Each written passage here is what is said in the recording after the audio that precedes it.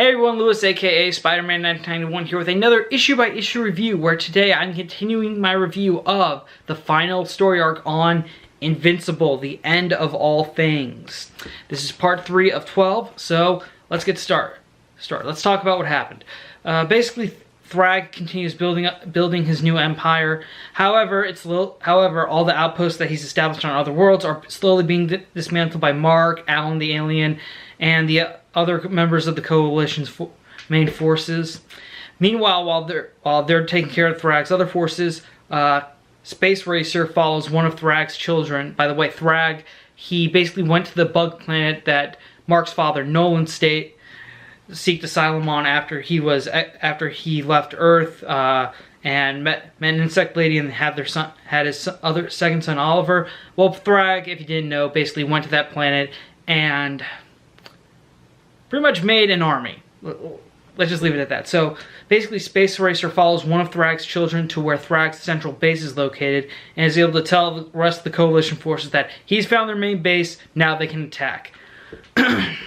What follows is once Thrag and the rest of his children return to the base, Space Racer leads an opening attack, which then causes Mark, Alan, Eve, and Nolan soon follow up with another attack as they finally fight all of Thrag's forces on their main base. And as this battle is going on, Thrag watches all of them fight, and he's just observing the entire time, and he only says one word: finally. And that's where the issue ends.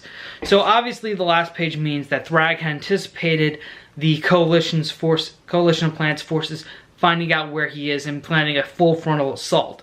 So he's ready for this. What's going to happen next? We don't know, but if you've read Invincible, you know that it is not going to be pretty. It is going to be a very bloody battle.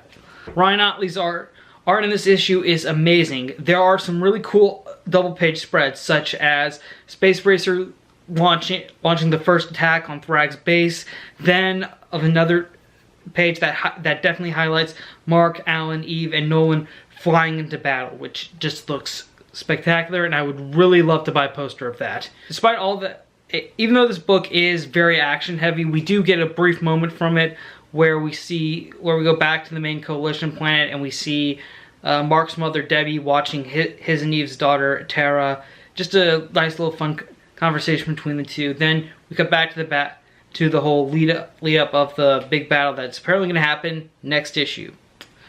Okay, even though I love the artwork of this series and there are definitely some cool shots, this issue was just basically set up for what's going to happen in the next issue, which they promise to be a huge freaking bloody battle.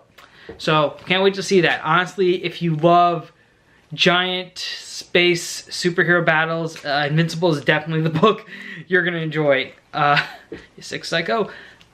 So yeah, so far I would say that my only complaint about this issue is just that it just sets up what's going to happen next issue. But so far, I'm still enjoying this arc for a bit. I think for now, though, we're about 1/4 of the way through, 3 out of 12. So I think what's going to happen is my prediction for next issue is they're going to fight Thrag for the next couple of issues. Then when we get to issue 6, Mark, Eve, and possibly Nolan and Alan are going to have to retreat, and the place they decide to seek asylum to will most likely be Earth, and that's what's going to lead Thrag to Earth. And the second half of the story arc will be Mark fighting Thrag on Earth, while also trying to work with the remaining superheroes on Earth, and also Rex, who did take over Earth, that caused Mark and Eve to leave the planet. And hopefully they're going to try and mend that relationship, or at least get a working relationship going to help take down Thrag. So I'm very intrigued by that, and I can't wait to see what's going to happen there. So yeah, overall, Invincible, the end of all things, still pretty interesting. I have not given up on it. I really think that this is definitely going to be an epic end to one of my favorite comic books of all time. So that concludes another part of my Invincible End of All Things review. What did you guys think? Let me know in the comments below. Thank you again for watching. I'm Spider-Man 1991 saying see you later.